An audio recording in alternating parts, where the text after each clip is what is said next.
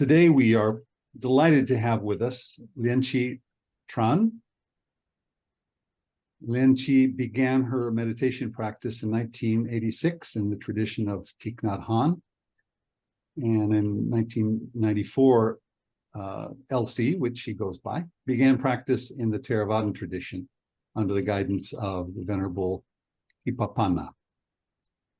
Since 98, LC has been practicing and teaching under the auspices of Luangpo Sumedho, Sayadaw U Pandita, and Sayadaw U Tejaniya, with whom she has been working since 2015 full-time in practice and teaching.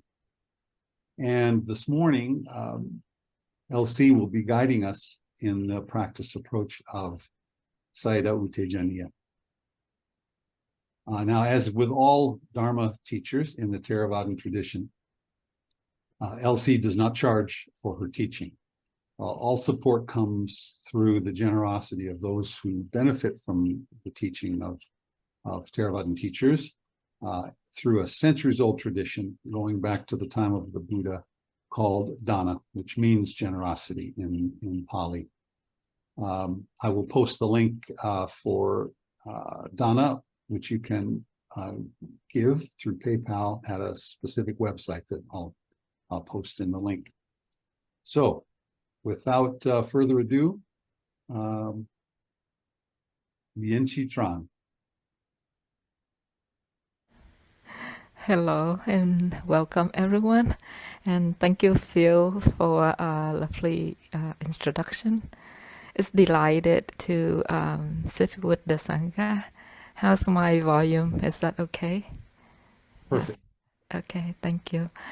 I'm a little nervous to see a lot of people come to listen to the talk, and it's the first time to see a lot of Westerner. I'm always curious and admire, because I grew up in Asia and I was born in Buddhist family, so it's so easy for me to interest in the practice. But for Westerner who have to look for it for yourself and make commitment with the practice, it's always make me feel very much encouraged and admire. So deep bow to you all for that. And I'm so happy that many of you interest in Sayadaw U Tejaniya. So with further talk, let's sit down together, start the day with 30 minutes meditation. And I'm going to use the bell from the app. And the bell is ringing in randomly. And I'm adapt this in the tradition that I grew up with when I'm in the temple, that when you hear the bell, you come back to your present moment. Just notice whatever you know. It can be the hearing processes, or it can be the sound itself arising and passing away, or it can be body sensation or a breath, whatever it is that you notice, the body, the mind, or the feeling. So and of course, I'm going to guide meditation in the way that I learned about meditation with Sayadaw U Tejaniya. So let's start it.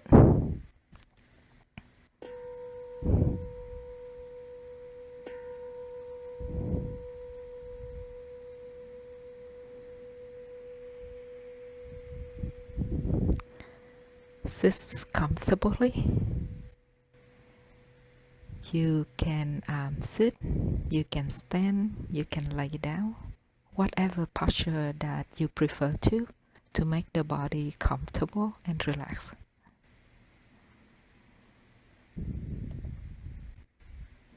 You can open your eyes or close your eyes too. It doesn't matter. It just relax the body to help the mind being relaxed too.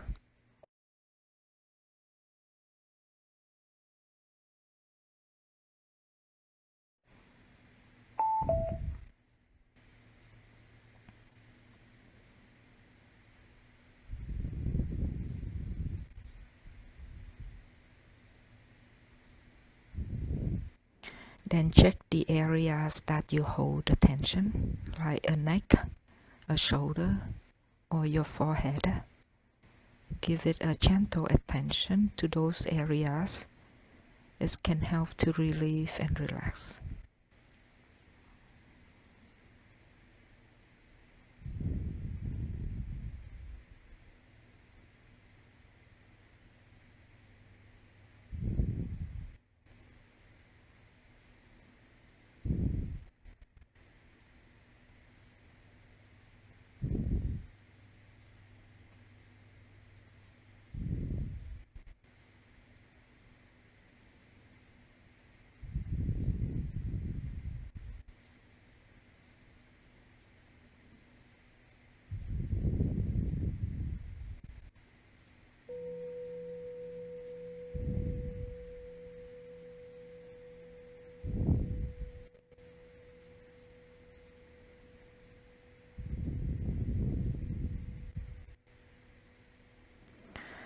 When the body is settled in, check if awareness is in present. What does it know? The body sensation, the feeling, the sound, the smell, or thoughts in the mind.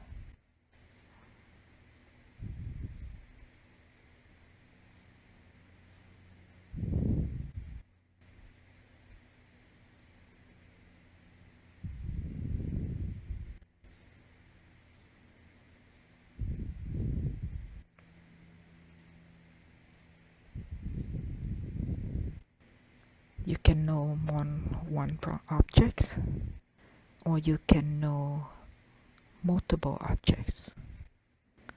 You can know the obvious. You can also know the subtle. It doesn't matter what object it is or they are. It's matter that awareness is there. We practice to cultivate awareness, not the objects.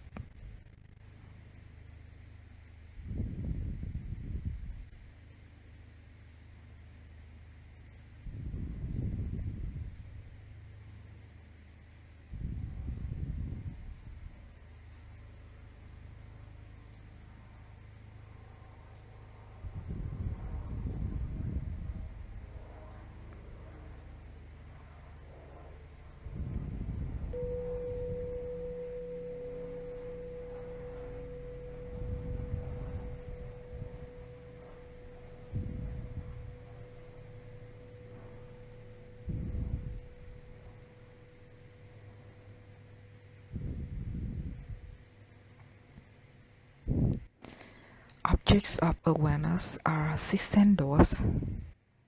They are always there.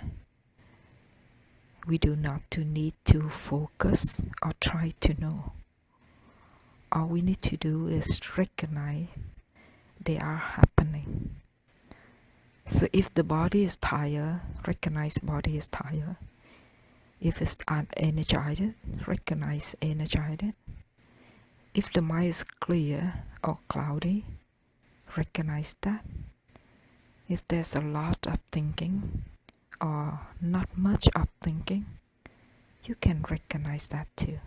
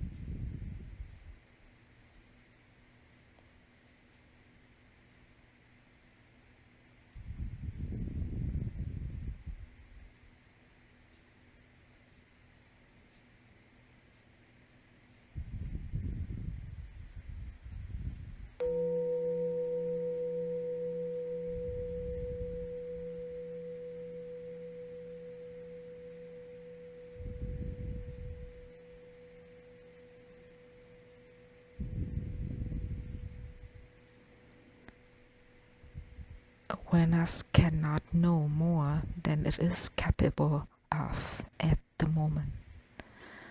So don't try to know more or try to see clearly. One thing more than the mind able to do is greed. And we practice to see greed, not to cultivate greed. So if that attitude in the mind, recognize that. You don't need to do anything with it. You just notice this is the condition of the mind at the moment.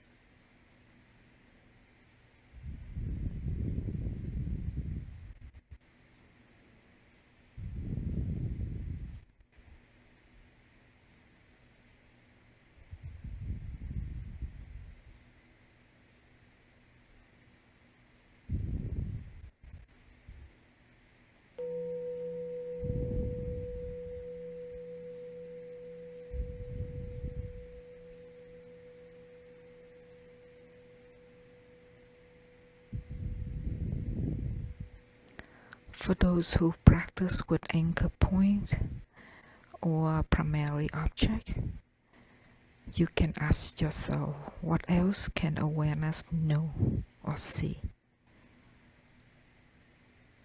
You also can have a feeling like stepping back, giving space to the object that you're observing by tell yourself to relax, so that you can know something else is happening. Meditation is collecting information so that we can see more information, a complete picture. Then we can understand more how the body and the mind relate, or what the mind is doing. What is the feeling?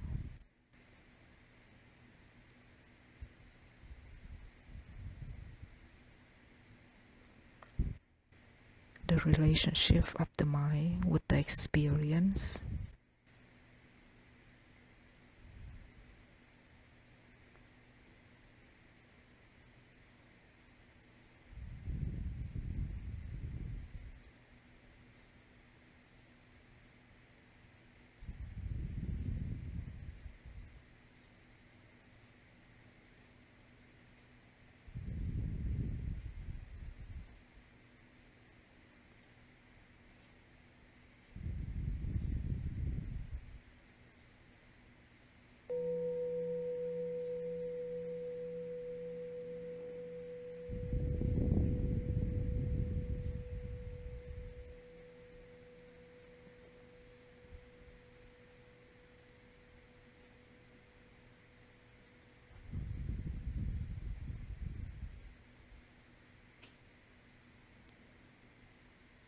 Don't forget to remind yourself to be relaxed.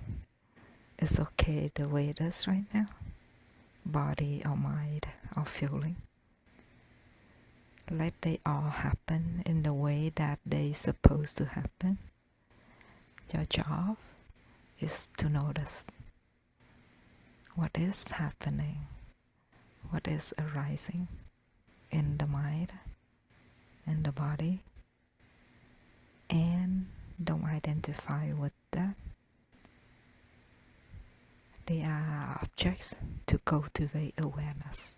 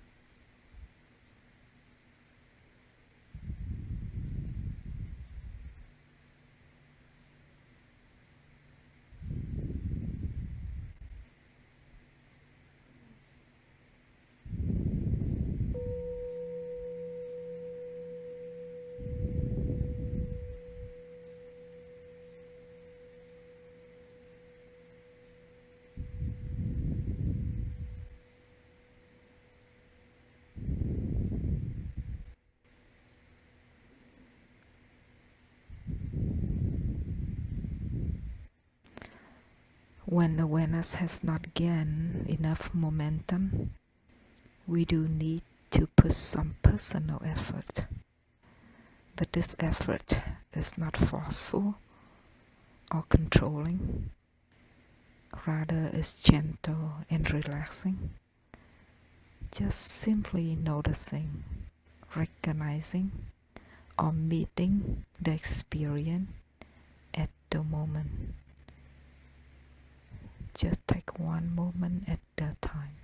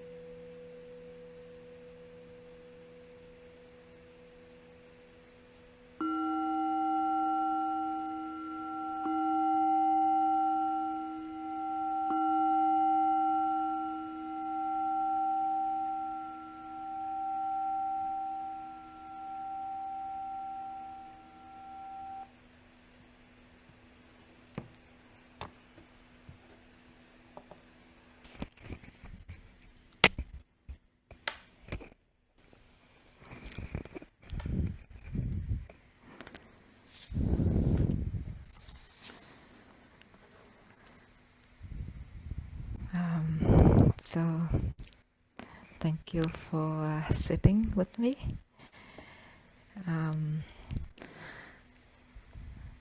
Now we going to have a talk about Sayadaw U Tejaniya and his style.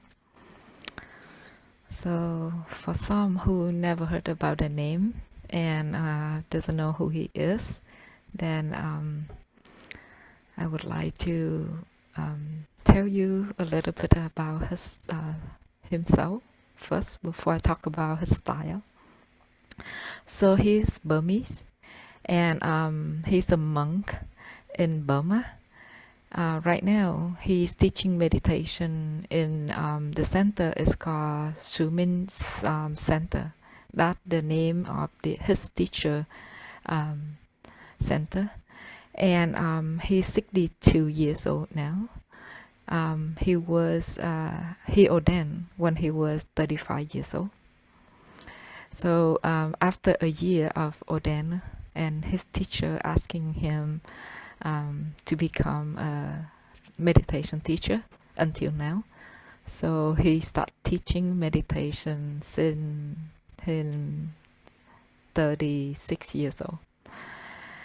And I met him in Burma after I've been studying with Sayadaw U Tejaniya and Bante Kipapanyo in Mahasi style. So when I know him since 1998, but I actually practiced his style in 2003. And he was a businessman. He was a husband and father.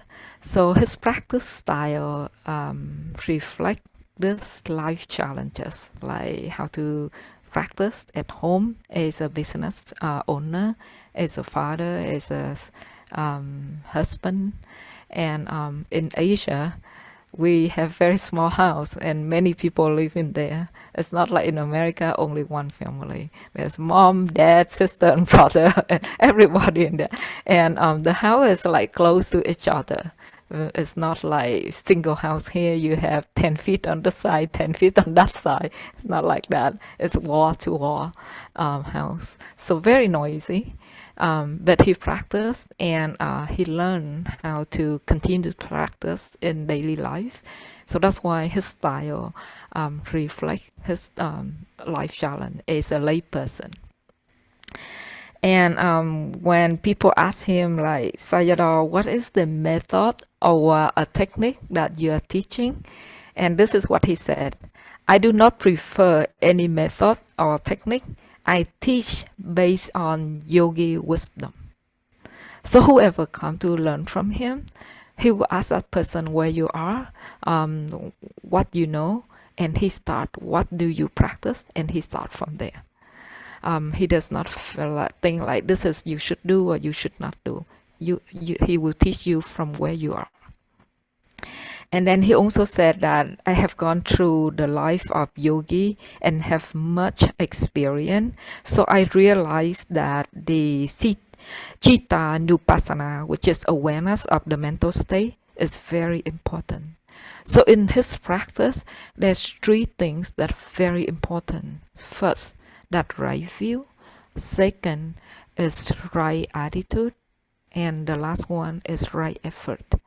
So the right view that multiple people have known that nowadays people call that as the phrase is don't identify with that. Don't identify with the object, don't identify with the experience or non-self or non-view or personal view. So see that the experience is happening is natural process. It's causes and effect. It's consequent. Something happened. So this has happened. Example, like right now, all of you right now is paying attention to I'm talking. So hopefully nobody thinking about monkey. But now I'm saying monkey. So there you are, the monkey in your mind, right? And I'm saying pizza, so please don't think about pizza. But you have an image of pizza, right? Because of what I said, the image is arise, the thought arise. So because there's condition, this condition gives to this effect. So cause and effect, that's called non-self or right view. It's just you don't control in it. It's happened because of something happened. So this will be a consequence of that. And the second one is the right attitude. Right attitude is he emphasizes very much in his practice. The reason he emphasizes so much in his practice because we practice in the whole day. It's not only one, the time is only one on the cushion. You practice on cushion and you also practice in your daily life. So let's say that you sit and somebody go and turn on the light or talk really loud next to you.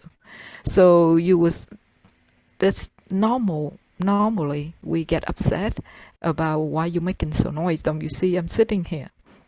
But the truth is you practice to recognize what is happening in the body and the mind. So you know anger is arise. So you already practice, right? But we think that we don't practice because we think we identify what practice means sitting, close your eye and be quiet. But practicing is just recognize what experience and how you relate to that experience. The experience is hearing the noise, thought arise, you upset, and then your relationship with experience that you dislike that experience, so you get more upset. So you know the whole thing, but you think that you don't practice. So the view or the attitude that you tell yourself at that moment is, I'm practicing to know what is. So this is what is. I'm angry. There's thoughts, there's the whole processes. So I already practice. By that thought, by that attitude, your practice continue. So right attitude is type of thoughts that you tell yourself, and that thought is support for your practice. That's right attitude. And it's very important for us as a lay person. Let's say you stand in line in the grocery store and somebody cut you off. Or you're driving, somebody cut you off, and you was very much like aware, sitting and holding your steering wheel or standing there and very much aware of like the breath. Somebody cut you off. So if you have right attitude, you will see the whole process of what to say or what to do to continue to practice. And I'm not saying that right attitude is mean like you don't know what is right, what is wrong. I'm just saying that kind of view or thoughts that support your practice. So I give you an example of that right attitude when I was in Burma. And in Burma, that we washing clothes by hand. And we try our clothes on the string and with the clothes pin. And on the day we wash clothes and we try clothes, and then we go to Dhamma hall, stay in the Dhamma hall until afternoon, go back, get clothes back, and then fold it. I did that, and when 4 o'clock I came back to my room and tried to get my clothes, it's all wet and dirty on ground. My pins is on somebody else's clothes.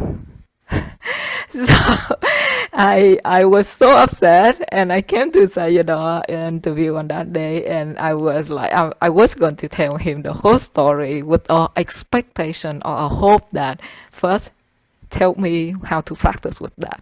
Second, give sympathy for me because I'm right. This is my clothes. I get my clothes dirty and wet, right? That's what I have in my mind. But when I told Sayadaw that, and guess what he say? He said that, so what do you want? And I said,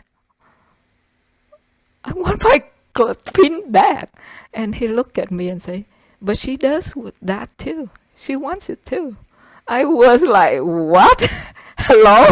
It's my pin. How can you you say things like that, right? But that's what he said. I couldn't understand anything. But in the tradition, in the temple, that you don't question your teacher, especially a monk. So I didn't say anything, and I just keep practicing. And still in that retreat, usually I go to Burma. The shortest time is 3 months. So that 3 months done, I went back to America. I was in the college. I didn't know that I don't understand, but things just go on. And on the day I was driving and waiting for my parking spot, and I go on the left side and other students go on the right side. So I make a signal, but student, when they pack out, other student get in. I cannot get in because I'm the left side, they are on the right side.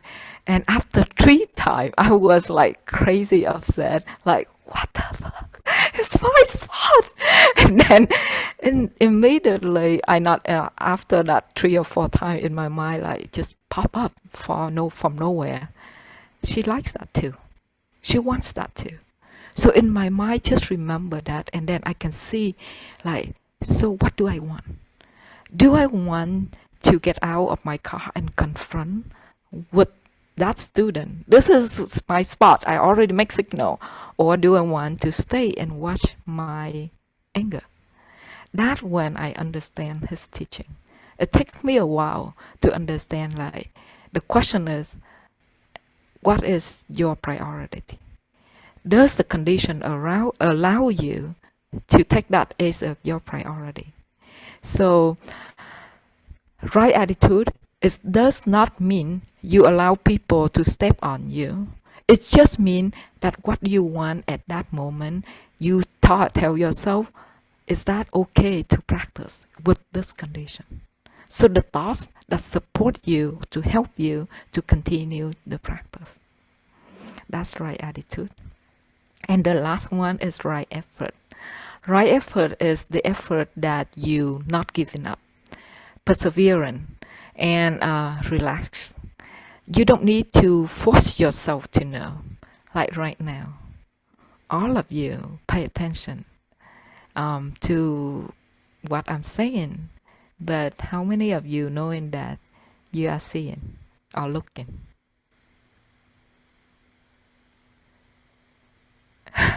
Right?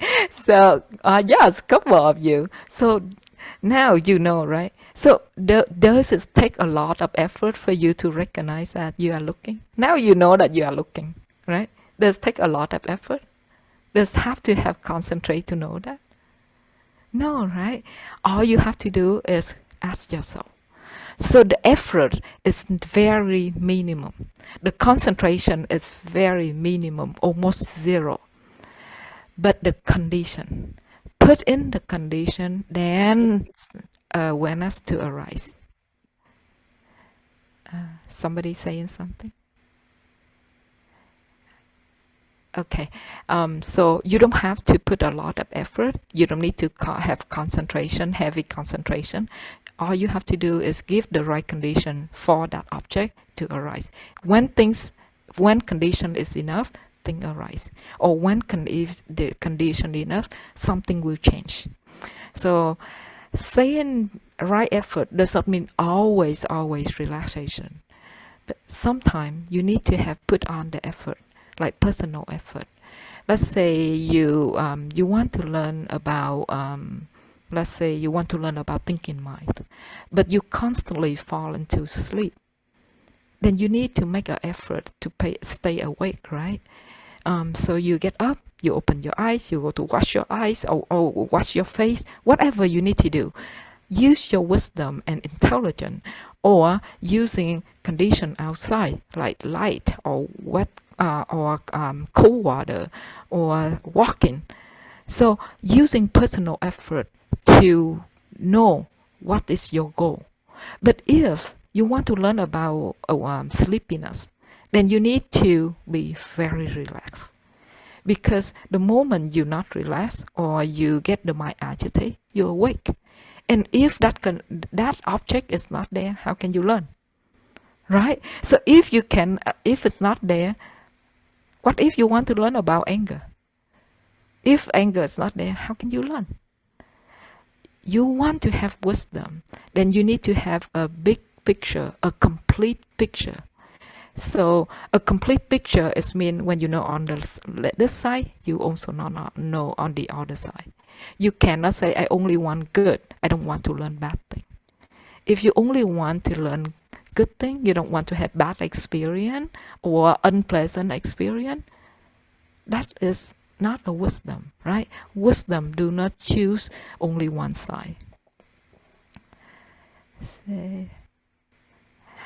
So that's what he mean by right effort. Relax, perseverance, and use effort in the right time, right for right reason. So his practice or his teaching style, that's he approach is very relaxing and perseverant. That is the right effort, as I say. And there's one time, you know that in Asia is a culture. Every day Buddhists practice three things. First is dana, second is sila, and third is bhavana. Dana is generosity. It doesn't mean always mean money. It can be anything, like you smile to somebody on the street, or you give your time or generosity for whatever, or you give up your opinion or ideas for somebody else taking over that in their idea. That's also generosity.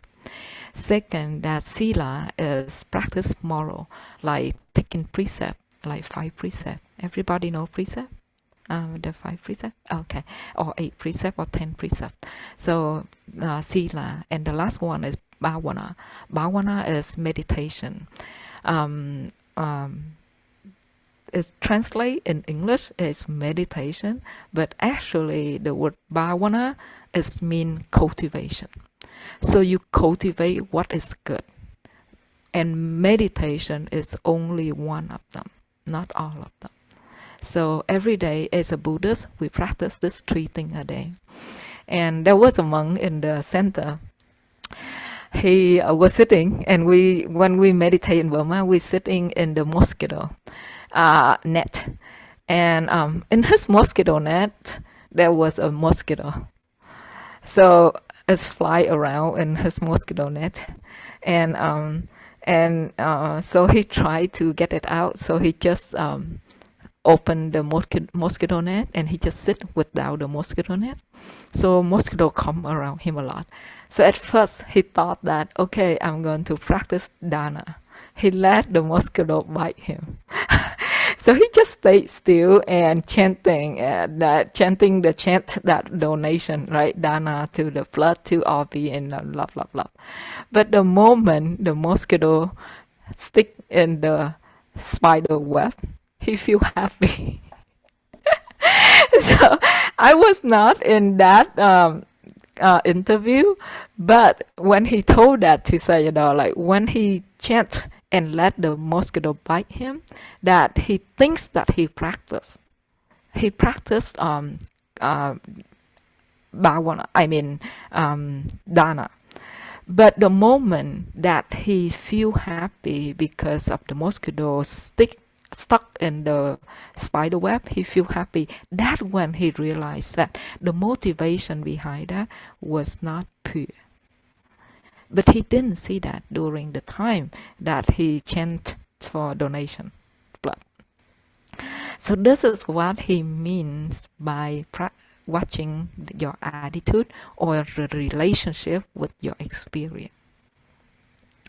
The next one that he mentioned is posture. He said that posture is not important, but the mind is important.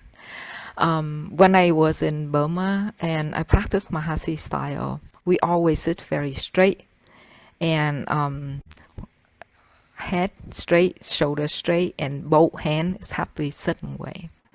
Or when I was in Mahayana style, I was sitting with like cross leg as a full lotus.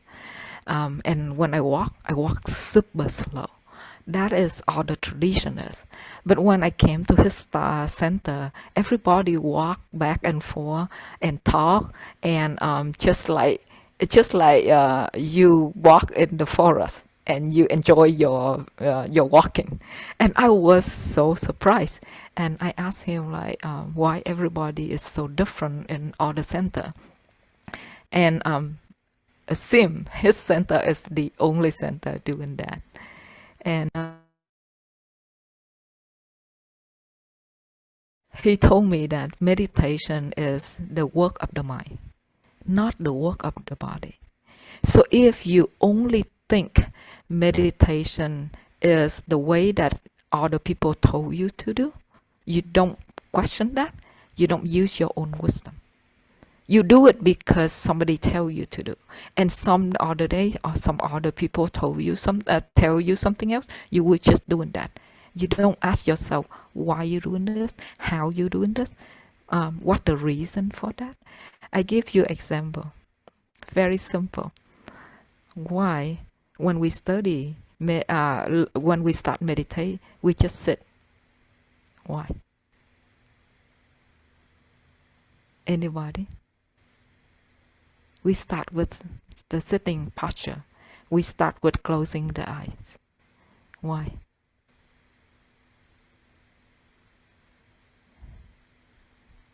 Anyone? Yes, Irene? Was shut out distractions, right? Yes. But it's even more simple, more simpler than that.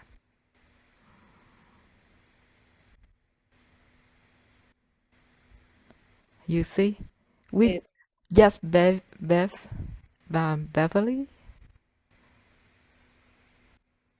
You are mute.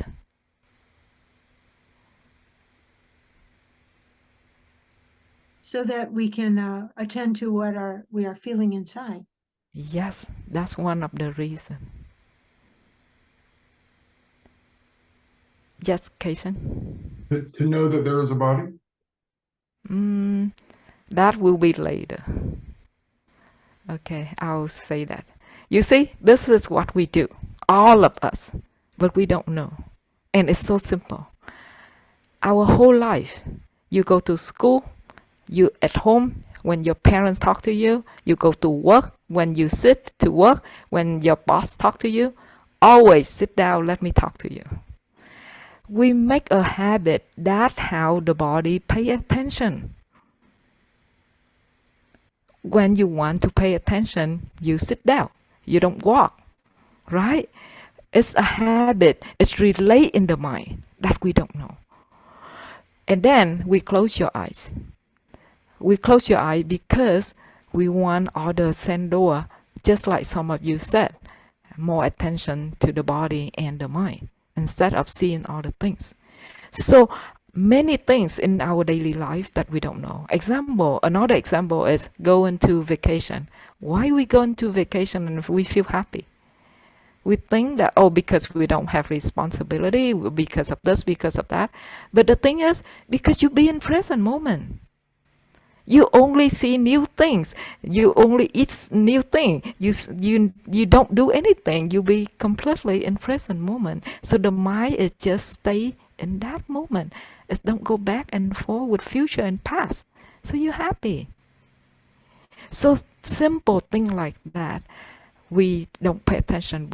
Because we only pay attention to concept, color, shape, location, people, instead of the relationship between body and mind. So that's the reason. Just like go to meditate, you close your eye, you fall asleep. Why? Because you do that all the time. You give your body signal. When I sleep, I close my eyes. So that's why when you meditate, you close your eyes and you fall asleep.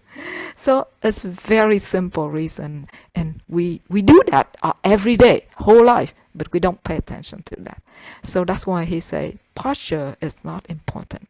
It's important that you understand why you're doing that, the mind.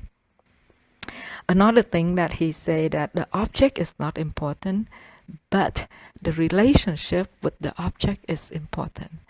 And you see the story about a monk donate blood. He thinks that he was practicing, like very calm and sit still when mosquito bite him all over the place. And he know clearly the object of like chanting and calmness, but he didn't see the relationship or motivation behind that. That he actually wishing all of that stop, but he didn't know until the mosquito got caught in the spider web. So if the mosquito didn't get caught in the spider web, he thought that he had a very good meditation and he did a really good deed, right? Just all of us. We do that all the time, but we don't know. We don't see motivation of that. We don't see the relationship. We sit and we hold really tight with the posture and the breath or body sensation, but we don't know that we using anger or greed to hold on that, and then we go against with aversion or greed, but we don't know. We cling to that, but we don't know. So the relationship with the object is very important. Another thing that he mentioned a lot is the way that he teach is adapting to your lifestyle or your work style. I give you another example that I was an architect, and as an architect, we draw every day. And the way we draw is always line. It doesn't matter it's a roof, a floor, or wall. Just draw in a line, right? That's how architect drawing. But when we get a renovation project, we hate it. We feel like trapped in that whole 3 months or 6 months. But when we get new project, completely brand new, we are so happy. But they both just draw in line. But that's how it's happened with my own profession. And after I learned what Sayadaw style, I came back and I see clearly in my mind that I'm just touching the mouse, seeing the screen, drawing the line. So since I have that kind of view, I can do whatever project I do. It doesn't matter it's old, renovate, or it's brand new project. It's the same. So like right now, I'm talking to you. My profession is now different. I'm meditation teacher. Do I talk different than I talk as I present my my design? It would be the same. If I'm not mindful, this will be a sacred career. Over there, it's not so sacred. It's not very noble. So by changing the way that you adapt to just body and mind sensation, you don't feel like cleaning toilet is less important than cleaning the Buddha statue. It's the same, because what you know is your feeling, your sensation, your seeing. And that's how you live your life much easier, much floating or freedom, because of the relationship that you adapt into. You pay attention to the reality instead of the concept. Then there's so much of cling, push, and pull in our daily life.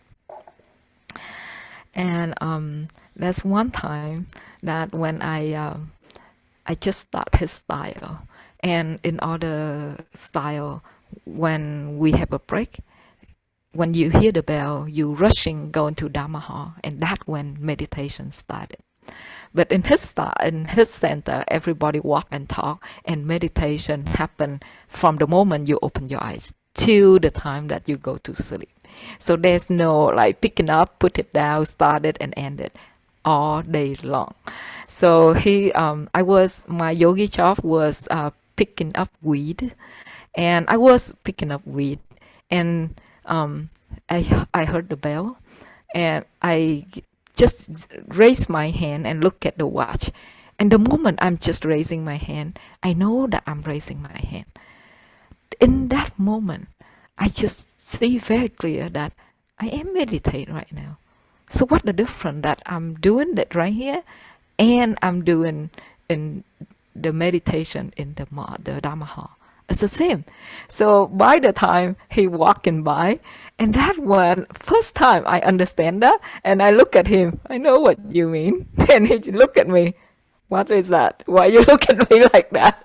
So that a very, very first time that I understand meditation is just knowing whatever that you are doing, the body and mind is not about Dharma hall or sitting or walking.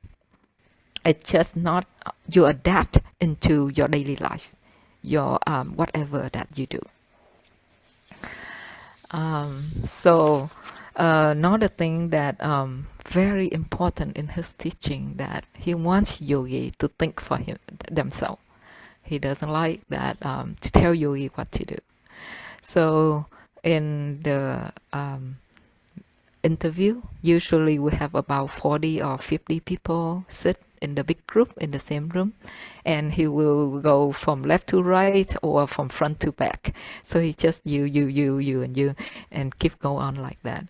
And in my day, I was new in his center, so I was expecting he asked certain kind of question. It's just about sitting and meditation or walking meditation, and he just asked me like, so, are you right-handed or left-handed?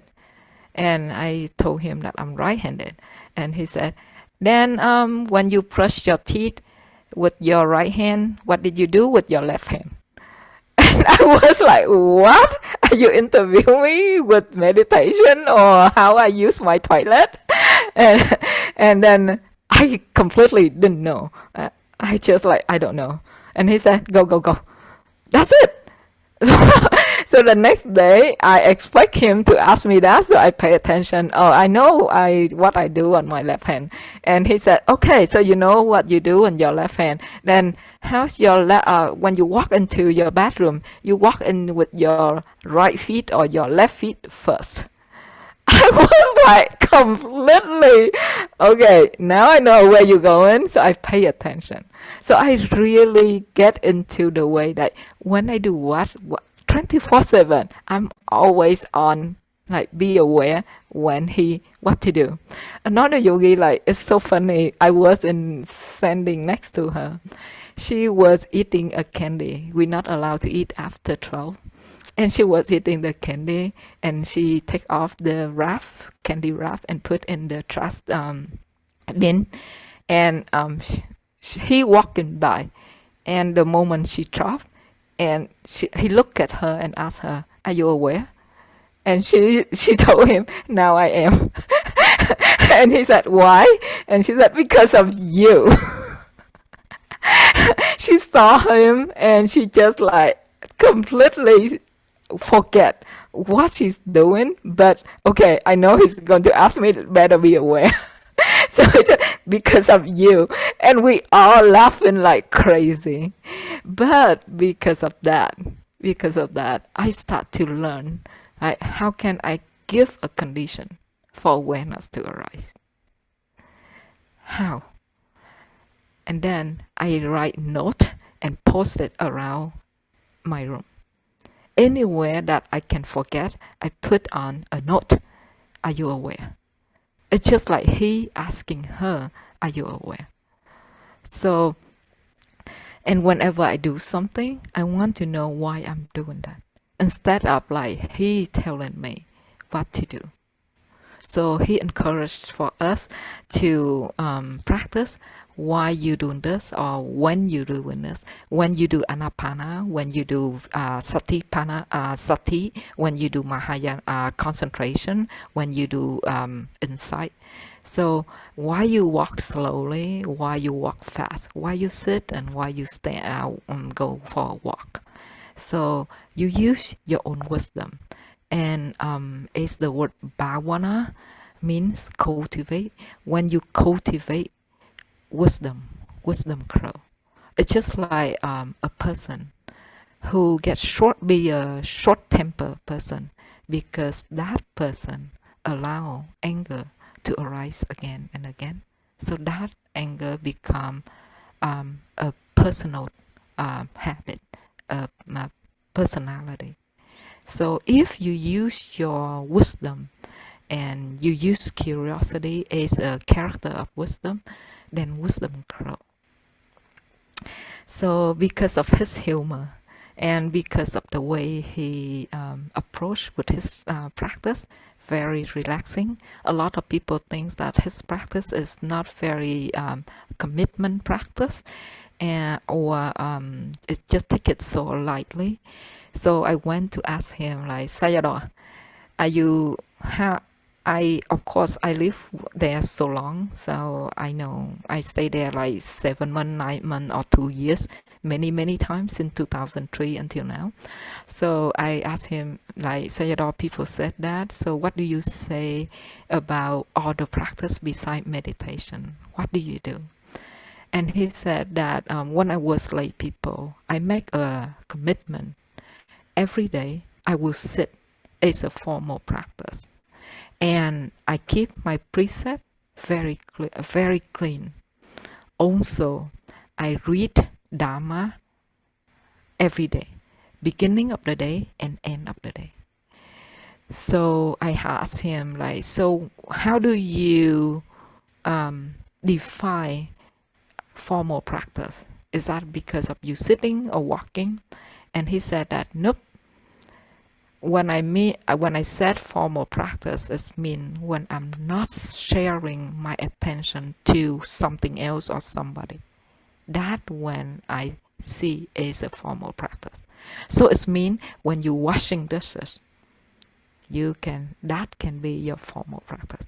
When you sit on your toilet, that can be your formal practice, because you don't share your attention to anything else, to anybody, but doing your own business.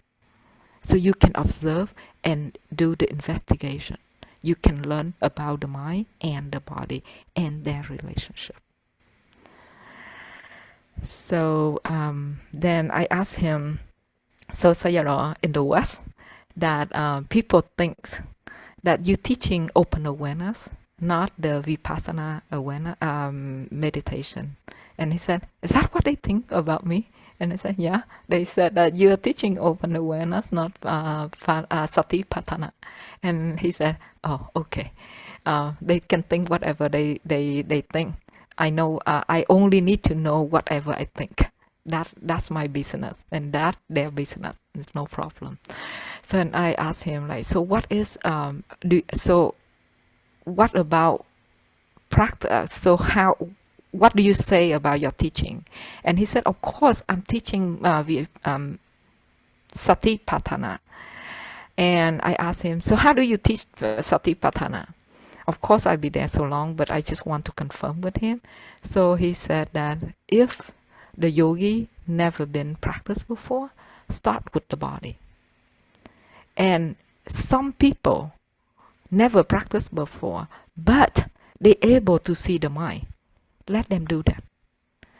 And if they only be able to see the body, then suggest them to see what else can they see beside the body. And when they can see that, see them together, like a body and the feeling, or the body and the mind, not separately, but together. That's how you teach a new yogi. It's not like always have to be the body. It can be whatever that is, which is my case. I know how to read my mind since I was 6 years old. But when I started, nobody told me that. So I start with the body. And the moment I know his style, it just click in so fast. Same with my friend. It doesn't have to be, the first thing is the body. And he said about the open awareness. He said, I do not teach open awareness. Open awareness is the mental state, the state of the mind when awareness gain enough momentum. Then it can receive more objects. It feels like it's open up, but actually it's not a practice. It's ability of the awareness and wisdom. It's gain the strength enough to receive more, to see things as objects instead of get lost into that. So that's all I have. for today about Sayadaw U Tejaniya style or teaching. If anybody have question or comment about his teaching or his style, I'm happy to to talk more about that. But before that go on, if anybody, let's take about 5 minutes for a break, like stretch and bathroom break. Then we come back at 11:35 and continue our conversation. Yeah. Okay. Thank you. So welcome back, everyone. I think I share all the key points I know about his teaching or his style. So if anybody have question or comments about what I said, I'm happy to respond.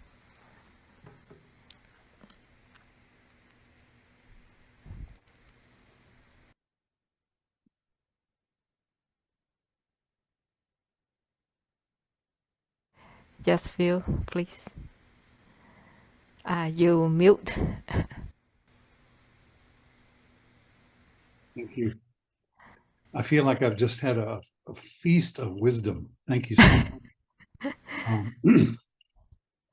The practice that you're describing, I've always found to be, I must say, very, very difficult. Maintaining awareness through the various activities of life, the mundane as well as the big ones.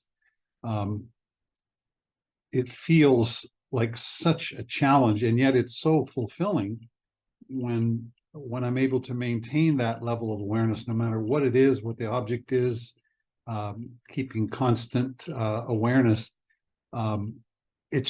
It vanishes so quickly. I wonder if there's any insights about how to manage the sheer challenge of maintaining that level of awareness. Yes, thank you for the question. Yeah, I get this question a lot. The reason we think that how do we maintain awareness, because we think that we are the one who practice, instead of awareness arising because of condition. So like I said, that you see I'm wearing this bracelet, and this bracelet is just say like, do you know you seeing? Or I'm wearing the ring. When I talk, I touch the ring.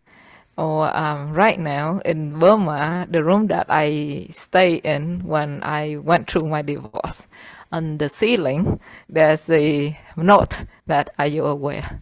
So when it's still there, it's like it's been 10 years, but it's still up there because nobody took it out. So the reason that we think we losing awareness, that one, that we think that we are the one who doing that. So we have to put effort on it. So we feel like it's a chore, it's tired. That one. So instead of that, using your reminder.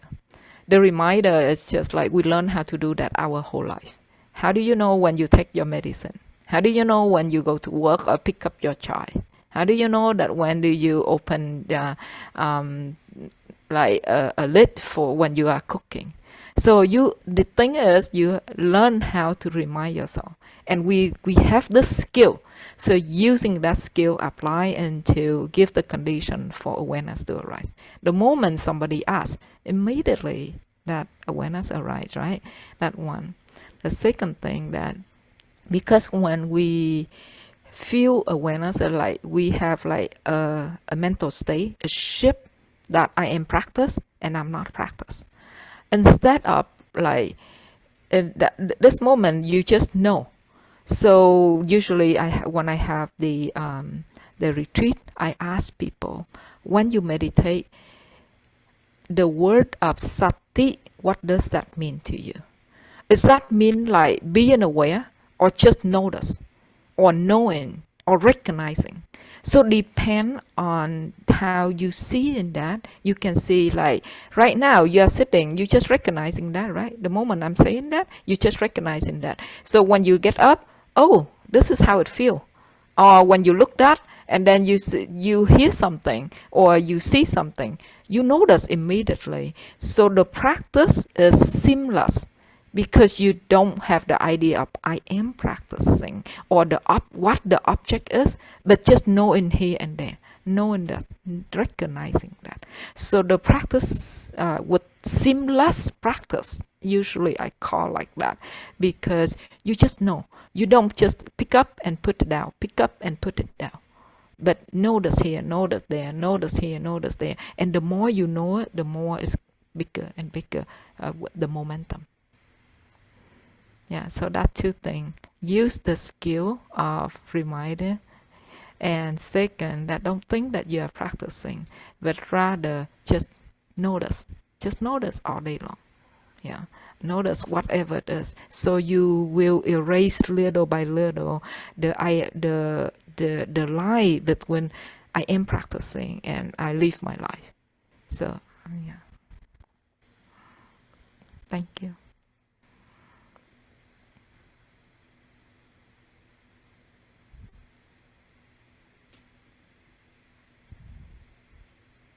Yes, Victorian. Yes, thank you. This is a really fantastic talk. I agree with Phil. It's just a fountain of wisdom. It's so liberating. It's really, really wonderful. I'm looking forward to pursuing this further. I've heard about the brushing of teeth in two contexts before, and so it really struck me as interesting as a parallel, something I had never thought about. That I once was in a contemplative retreat that was actually a Christian contemplative retreat. And the first thing the teacher talked about before any kind of content was, are you right-handed or left-handed? And which hand holds your toothbrush? And then he challenged everyone in the retreat to switch hands for the duration of the retreat. And after about a week, people could no longer brush their teeth effectively with the hand they used to brush it with. So it was really an exercise in kind of retraining and being aware and also developing new skills, which I feel like if that idea can be applied, at least for me, what was so liberating about your talk was I thought if I can apply these skills to the way I look at my attitude, yes, then I can achieve the goals, because I've always had the monkey mind in terms of meditation. And then the other context in which I heard about it was in a Feldenkrais class. I don't know if you know the Feldenkrais method. It's well, I won't describe it because it would take too long, but it's Feldenkrais was the name of the man who developed it. And it's a training. I encountered it because I'm a professional musician, and one of my musician colleagues told me about it. It's a lot of dancers and people who use their bodies for their profession practice it. And the basic principle is very simple. It's just it's enabling the less dominant side of your body for different activities. Like if you're a woman and you carry your handbag on one shoulder, or for that matter, if you carry well, whatever, you start practicing carrying it on the other shoulder. And if you tend to wash the dishes with, the left hand holds the dish and the right hand scrubs it, then switch it. And you go through every little activity with total awareness. I mean, it's really meant to strengthen your body symmetrically, but I just realized that it's like a spiritual practice too. So anyway, I just wanted to share that because I just thought it was such an interesting kind of unexpected parallel that actually everything is about awareness, because like in the case of this Feldenkrais method, his motivation was physical. It was just that if you're always favoring one side of your body, you need to strengthen the other side. Yeah. And that's something that physical therapists learn, but it has a spiritual application. So anyway, I'm sorry I went on for so much, but I found that so exciting. That, oh, they're all these Thank you. ways to do it. Thank yes. you. Thank you for sharing that. But there's a big difference in there. The other methods in our life, in conventional life, like nowadays, there's a lot of story like that. I heard, and also practice of mindful writing, mindful this, mindful that. There's a lot. But I think there's a big difference in there, but maybe it's so subtle, but quite different. The thing is, on one side, that you personal improve. Personal improve, you whatever you want to improve, like a skill that you want to use your hand better, you want to talk better, you want to this, you want to that, and that is you. And you develop the skill is personal. On this side with Vipassana, we don't, that's not a goal. The goal is to understand mind and body and their relationship, is to have Panya wisdom, to understand the reality, which is with three different characters. One is impermanent, second is dissatisfied, and the third one is just cause and effect. Nobody there to do that. So Panya is the goal in Vipassana, and all the practice is you become a better person is the goal. On this side is Panya, universal understanding. It's not you. So that's two different things. But thank you for sharing. I just want to say thank you for clarifying that, because you're absolutely right. Gets back to the sort of the tyranny of the self, which is then why we dread. That's why I've always dreaded trying, my practice, because I feel like it's never good enough, and I'm always judging it. Yes. So yeah, that's absolutely key. So thank you for bringing that out, because I see I was still going in the self direction. Thank you. It's okay. It's a learning process. Yes, definitely. But that's a great question. Thank you.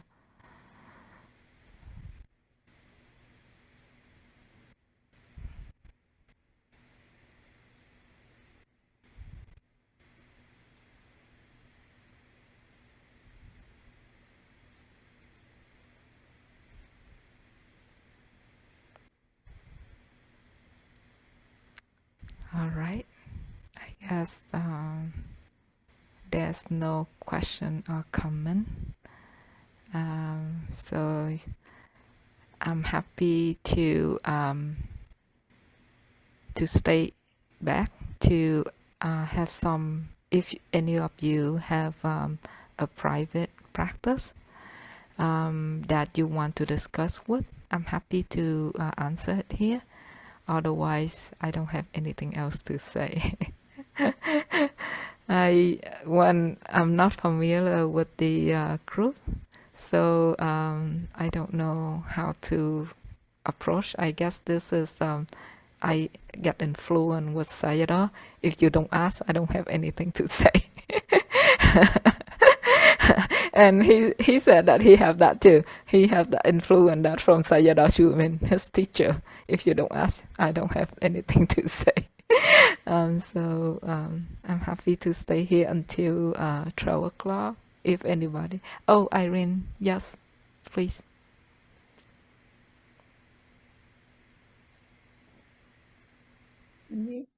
So I do have a question, and I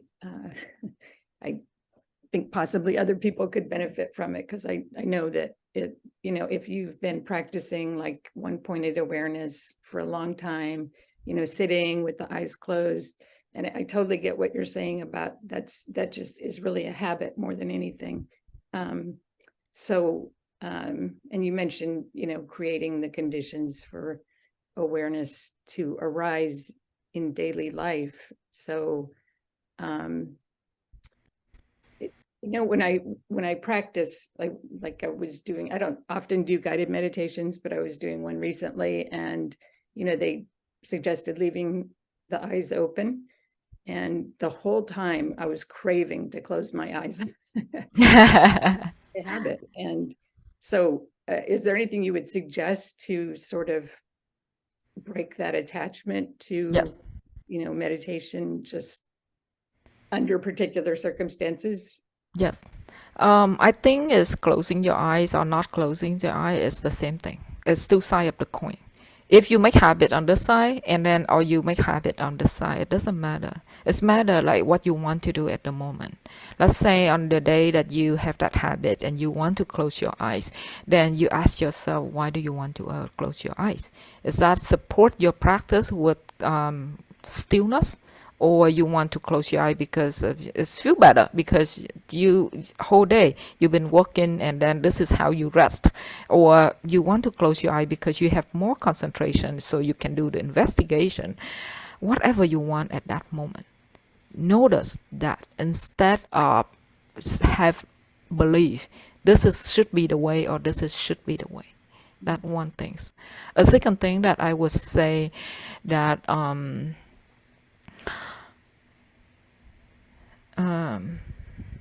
now I get lost my thought. Closing your eyes. When you close your eyes, you have a lot of momentum to when you close your eyes. This is what I was going to say. You mentioned that you have craving when we meditate, regardless what posture you are in. But when you meditate, when you notice there's the mind have craving, which is the root of greed. This is the motivation of what you are doing or aversion to what you are doing, the clinging. Take care of that first. Before, the object that you need to know is not important. Let's say you want to know about the breath, or you want to know the feeling, or you want to know the sensation, whatever object that is. It's not important. Take care of the relationship with that object first. You dislike the idea that you're doing. So the relationship with that, aversion to that, or craving to close your eyes, that the kilesa. Take care of kilesa first before go to the objects. So when you say take care of it, you mean just put your noticing craving in the... Yeah, so noticing the intensity, like the intensity is not always evenly. Sometimes it's up, sometimes it's down, sometimes it's there, sometimes it's not there. And with that intensity, you can see your body move in a certain way. Like how many of you pay attention when you sit down, you move a little bit more before you really, okay, now I'm done, right? So you see that little thing that's shaping your body. That is just like right there, the object right there, but we don't see it in that. And we think that we're ready to do something. But actually, you already be aware, and you are cultivate the way you want it to be. I'm not saying it bad. I'm just saying that there is many area that so clear and profound to see in that, but we just miss it because of the belief that the object is there, need to go there, need to be there, need to do this or that. So, kilesa will. In the meditation mind is the 5 faculty. Everybody know that?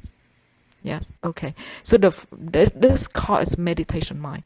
In the meditation mind, if you want to have balance, you need to not have kilesa, the greed, the lobha, moha, and dosa, greed, the aversion and delusion. In order for this to be balanced.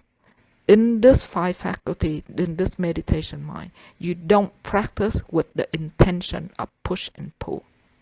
So if you're craving to close your eyes, or you have aversion to open your eyes, that need to be taken care before you close your eye or open your eyes. So if you close, fine. If you open, fine. But pay attention to that relationship. Thank you. Yes, Phil. Yes, you mentioned the notion of understanding your relationship with a given object. That's a point that Akichano Mark Weber makes too. Could you talk a little bit more about how to explore that in the moment when you're aware of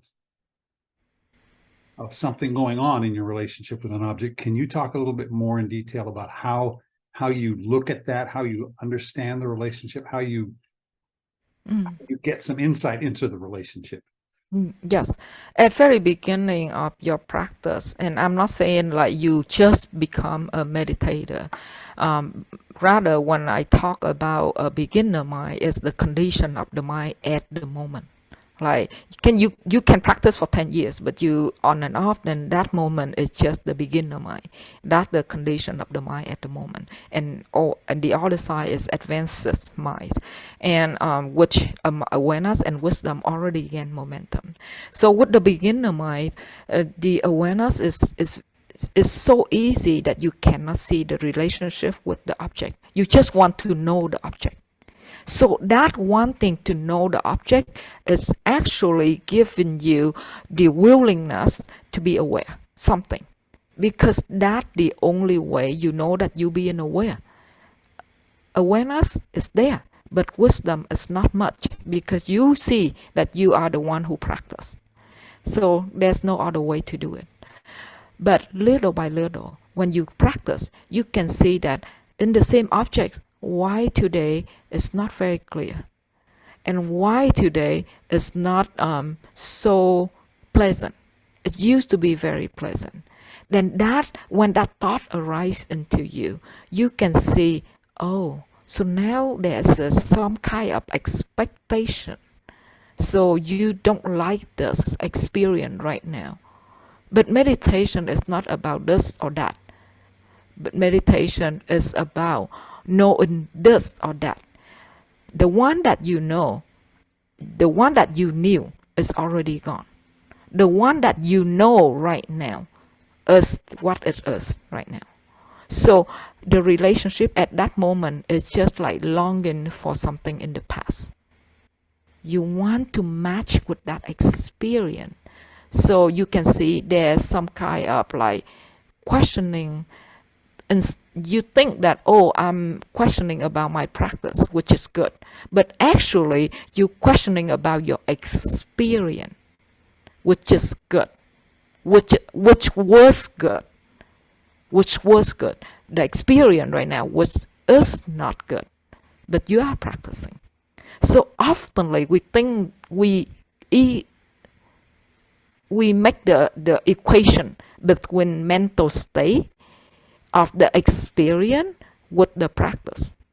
But actually the mental state with the experience, the relationship with the experience, is not the practice. The practice is knowing that. So when you feel that way, you can see that the relationship, the thought about us. So like example, I was in Sayadaw U Tejaniya center for 2 years. When I come back, I have plus more than a year, 16 months or 18 months, around that. Everything happened in that block of time is so easy, so happy, always smiles, very light, everybody lovely. It's just you can love the whole world without any fault. After that, then I remember the first time I see not happy, not sad, it's just not happy, not smile. Immediately the mind jump in and say, what did I do wrong? It's take it right away, but I already practiced. It took me a month to realize that I already know, I identify with the experience. I think that I practice. Awareness is there, but I identify with the experience, and I compare the experience right now with the experience before. And I think before is the right one, and the one right now is the wrong one. So, am I answering your question? Yeah. Thank you.